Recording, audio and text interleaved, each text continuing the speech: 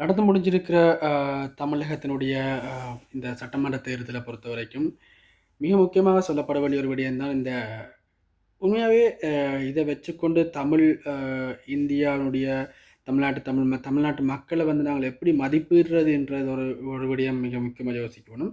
2வது வந்து அ அரசியலுக்கு வாரத்துக்கு என்ன அடிப்படை தேவைன்றதையும் நாங்கள் தொடர்பான விடயங்களையும் இங்க கன்சிடர் பண்ண வேண்டியதா இருக்குது. ஒரு கட்சி அ ஆரம்பத்தில இருந்து, அதாவது கடந்த 2001ஆம் ஆண்டு இடம்பெற்ற சட்டமன்ற தேர்தலில் இருந்து அந்த நாளிலிருந்து அ இந்த வருடத்தினுடைய 2026 சட்டமன்ற தேர்தல் வரைக்குமான அவங்க செஞ்சிருக்கிற அந்த போராட்டங்கள், ஆர்ப்பாட்டங்கள், அதேமாரி அரசுக்கு எதிராக அரசினால் கொண்டு வரப்பட்டிருந்த மக்களுக்கு எதிரான திட்டங்களுக்கு எதிராக போராடிய ஒரு கட்சி, நாம் தமிழர் கட்சி. நாம் தமிழர் கட்சிய வந்து யாருமே எந்த ஒரு இடத்துலயும் கணக்கெடுக்கவே இல்ல. உண்மையாவே ஏற்கனவே நாடாளுமன்ற தேர்தலில் வாங்கியிருந்த 8 வீத வாக்குகள் வந்து தற்பொழுது 4 வீத வாக்குகளா குறைவடைஞ்சிருக்குது.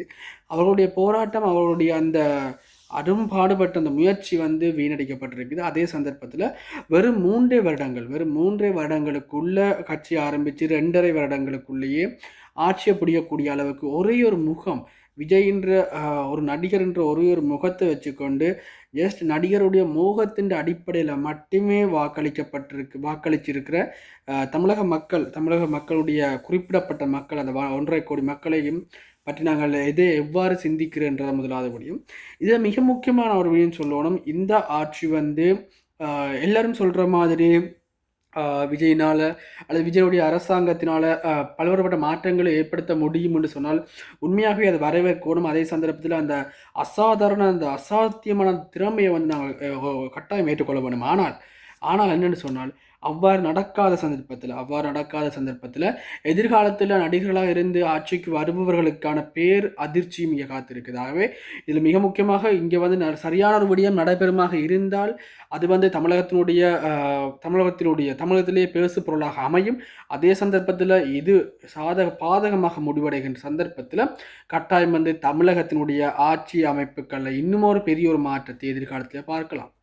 அதே சந்தர்ப்பத்தில பார்த்தீங்கன்னா, அரசியல்ல சொல்லுவிடம் நிரந்தர அ எதிரியும் அல்ல, அல்லது நண்பனும் அல்லன்னு சொல்லுவாங்க. அதே சந்தர்ப்பத்தில இன்றைக்கு காங்கிரஸ் கட்சி செஞ்சிருக்குது. இந்த 2026ஆம் ஆண்டு எலக்ஷன்ல வந்து நிறைய பகுதிகள்ல காங்கிரஸ் உடைய வேட்பாளர்கள், திமுக கூட்டணியில் இருந்த காங்கிரஸ் உடைய வேட்பாளர்கள் பணப்பட்டுவாடா செய்திருக்கணும் என்று சொல்லி உறுதிப்படுத்தப்பட்டிருக்கு. இந்த பணப்பட்டுவாடா செய்யப்பட்டு இருந்தாலும், அந்த இடத்திலேயே வந்து பணப்பட்டுவாடா நடக்குது, இதை தடுத்து நிறுத்துங்கன்னு சொல்லி போலீஸுக்கு போய் கம்ப்ளைண்ட் பண்ணினார்கள் யாருன்னு சொல்லி பார்த்தீங்கன்னா, இதே தாவேகா கட்சியினர் தான். இந்த தாவேகா கட்சியினுடைய இவர்கள் இந்த இந்த கம்ப்ளைண்ட்ஸ் பண்ண ஆட்களோட தான் இப்ப வந்து அதே காங்கிரஸ் கட்சி இணைஞ்சிருக்குது. காங்கிரஸும் தமிழக வெற்றிக் கழகமும் இணைஞ்சு ஆட்சி அமைக்கப் போகுதுன்றது இன்னும் ஒரு வேடிக்கையான ஒரு விடயம். அதே சந்தர்ப்பத்தில இந்த அ இந்த கூட்டமைப்பானது திமுக போன்ற மாபெரும் 75 வருட வரலாற்றை கொண்ட கட்சிகளுக்கு வந்து மிக பெரிய ஒரு பாடமா இருக்குது.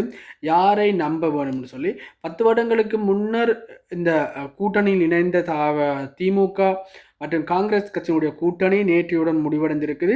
அது மட்டும் இல்லாமல் இப்ப இந்த ஜாயின் பண்ணியிருக்கிறார்கள் வந்து இதே எலெக்ஷன்ல இந்த 2 பேரும் ஒருவரை ஒருவர் எதிர்த்து, ஒருவரை ஒருவர் விமர்சித்து அரசியல் செய்தவர்கள் தான். ஆகவே மக்கள் தாவேக்காவை எதிர்த்துத்தான் இந்த 5 காங்கிரஸ் எம்எல்ஏக்களும் வாக்களிச்சேனும். இப்ப அந்த எம்எல்ஏக்கள், காங்கிரஸினுடைய எம்எல்ஏக்கள் இன்றைக்கு வந்து என்ன செஞ்சிருக்கணும்னு சொன்னா, அந்த 5 பேரும் எகெயின் தாவேக்காவுல ஜாயின் பண்ணியிருக்கணும். தாவேக்காவுக்கு ஆதரவு வழங்கினோம். அப்ப இங்க வந்து கட்சிக்கான வாக்கு அல்லது வந்து 5 பேருடைய கூட்டு கட்சியாக இருக்கின்ற போது, அங்க இருக்கிற 16 கட்சியினுடைய பங்காளிகளும் வாக்களிச்சு தான் இந்த 5 பேரை தெரிவு செஞ்சிருக்கணும். ஆகவே மக்கள் தங்களுடைய கூட்டணி கட்சிகளுக்கு வாக்களிச்சதிலையும், வாக்களிப்பதனால் ஏற்படுற பாதிப்பையும் இந்த தேர்தல், இந்த நடவடிக்கை வந்து மிக அருமையாக விளக்கி இருக்குது. ஆகவே மிகவும் சொல்றேன், தமிழ் மக்களுடைய இவ்வாறான ஒரு எலெக்ஷன் தேர்தல் அறிவுன்றத கொஞ்சம் உன்னிப்பா பார்க்கணும். உண்மையாவே தமிழ்நாடு இந்தியாவிலேயே முன்னணி மாநிலமாக விளங்குது. முன்னணி கல்வி அறிவுடைய மாநிலமாக விளங்குது. நாங்கள் டிவி ஷோவிலையும், டிபெண்ட்லையும், நீயா நானா ஷோவிலையும் வந்து பார்த்தீங்கன்னா, இந்தியாவிலேயே தமிழர்கள் தான் அதிகம் படித்தவர்கள், தமிழர்கள் தான் அதிகம் கல்வியறிவு கொண்டவர்கள் இருக்கிறோம். ஆனால் இன்றைக்கு 2 வருடங்களில் ஒரு திரை முகத்தை மட்டும் அடிப்படையாக கொண்டு இந்த வாக்களிப்புகள், இந்த வாக்கு சதவீதங்கள் வந்திருக்கு, வாக்களிப்புகள் இடம்பெற்றிருக்குது. உண்மையாகவே களத்தில் போராடுகின்ற மக்களுக்கு, போராடுகின்ற கட்சிகளுக்கு சொல்லப்பட்டிருக்க ஒரே ஒரு மெசேஜ் தான், இந்த தேர்தல் மூலம் நீங்கள் தேர்தலில் வெற்றி பெற வேண்டும் என்று சொன்னால் மக்களுக்காக போராடக்கூடாது, மக்களுக்காக நீங்கள் எதுவுமே செய்யக்கூடாது, மக்களுடைய பக்கம் மக்களுடைய பிரச்சனை வருகின்ற போது அங்கே ஓடி போய் நிற்கக்கூடாது. இப்படியெல்லாம் நின்றீங்கன்னு சொன்னால் தேர்தலில் நீங்கள் தோக்கடிப்பீங்க, உங்களோட வேல்யூ மக்களுக்கு தெரியாது. அதை தவிர்த்து நீங்கள் ஒரு படம் நடிங்க, 4 பாட்டு பாடுங்க, 4 டான்ஸ் ஆடுங்க, 4 ஃபைட் பண்ணுங்க, அதே மாதிரி சினிமாவில் வர பஞ்சு டயலாக் 4-5 பேசுங்க. இப்படி பேசுனீங்கன்னு சொன்னால் உங்களுக்கு கட்டாயம் தேர்தலில் வெற்றி பெற முடியும்ன்றதான். திரையில் விஜய்ன்றது, விஜயினுடைய அந்த ஆட்பறிக்கக்கூடிய அந்த திறமை, நடிப்பு திறமைக்கு நான் அடிமை. அவருடைய படம்னு சொன்னால் ஃபெஷ் இதில் பார்த்துருவேன். அப்படி இருந்தாலும் அரசியலுடைய இந்த தெரிவு தவறான ஒரு தெரிவு. இதே தெரிவு தான் இலங்கையில் கடந்த 2016ஆம் ஆண்டில் இடம்பெற்றது. அதாவது பார்த்தீங்கன்னு சொன்னால் கோட்டாபய ராஜபக்ஷ அதாவது ரணில் விக்ரமசிங்க ஆட்சி சரியில்லைன்னு சொல்லி கோட்டாபய ராஜபக்ஷனுடைய ஆட்சி வந்தது. அந்த ஆட்சி 2.5 வருடங்களுக்குள்ளே இலங்கையில் பொருளாதார பிரச்சனைகள் ஏற்பட்டு அந்த ஆட்சியாளர் அடித்து இலங்கையை விட்டு கலைக்கப்பட்டிருந்தார்.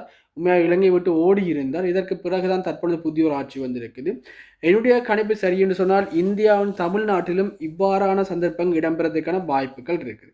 அதாவது இப்போ நடக்க தாவேக்கனோட ஆட்சியில் பல்வேறுபட்ட பிரச்சனைகள் ஏற்பட்டு, ஒன்று மக்கள் இதற்கு முன்னர் இருந்த திமுக ஆட்சியே பெட்டர் என்று சொல்லி தீர்மானித்துக் கொள்கிறோம். அப்படி இல்லை என்று சொன்னால் அவை என்ன செய்யணும் என்று சொன்னால் எதிர்வருகின்ற கட்சிகள், அதாவது உண்மையான மாற்று கட்சின்னு சொல்லிக்கொண்டு இருக்கின்ற நாம் தமிழர் கட்சியினை ஆட்சியை கொண்டு வரதுக்கான வாய்ப்புகள் இருக்குது. ஆகவே இது எதிர்கட்சிகளுக்கும், அதாவது தோல்வியடைந்த கட்சிகளுக்கும் எதிர்காலத்தில் தங்களை வளர்த்துக் கொள்றதுக்கான ஒரு சந்தர்ப்பமாக இருக்கும். எப்போ தாவேக்கா தன்னுடைய ஆட்சி அதிகாரங்களை சரியாக பயன்படுத்தி சரியான ஒரு நேர்வழியிலான ஆட்சியை வழங்காத சந்தர்ப்பத்தில் இது நடக்கும். இதுக்கு உதாரணம் ஆந்திராவில் ஜெகன்மோகன் ரெட்டியினுடைய கட்சி. அவங்களும் இதே மாதிரி தான் ஆட்சியை பிடிச்சிச்சிடும், ஆனால் அடுத்த ஆட்சியிலேயே விழுந்துச்சுன்னா வேண்டாம், பல்வேறுபட்ட ஊழல் மோசடிகள் இருந்துச்சு. அந்த நடவடிக்கை இன்னும் இங்கேயும் தமிழ்நாட்டிலும் இடம் பெறலாம் என்று எதிர்பார்க்கப்படுகிறது. ஆகவே அரசியல் விமர்சகர்கள் கூட இதுதான் சொல்லிக் கொண்டிருக்கிறோம். எனவே தொடர்ந்து பல்வேறுபட்ட அரசியல் விமர்சனங்களுக்கு சசிஎஸ்எல் ப்ளாக்கை சப்ஸ்கிரைப் பண்ணிக்கொள்ளுங்க. புதிய தகவல்கள் ஒவ்வொரு நாளும் புதிய விடயங்களை பற்றி பேசலாம்.